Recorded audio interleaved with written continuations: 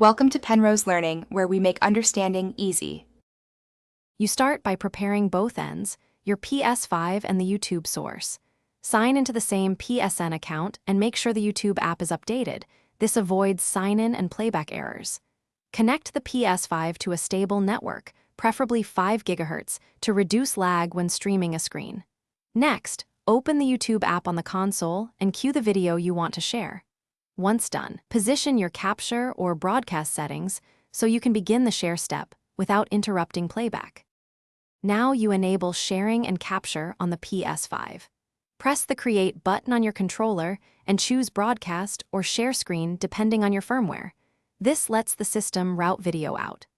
Grant audio and video permissions so commentary and system sound are included, and select YouTube when prompted as the destination. Make sure to set resolution and bitrate. Pick 720p for safer stability or 1080p only if your upload speed exceeds about 10 and finish by starting the stream and confirming everything looks right on YouTube. Check the live indicator, audio levels, and chat visibility so viewers get full context. If you notice lag or stutters, lower the bitrate or switch the PS5 to a wired LAN connection. This reduces packet loss. Test with a short clip before a long session to validate settings. If things go wrong, restart the YouTube app, relink accounts, and power cycle your router. That sequence resolves most connectivity and permission errors.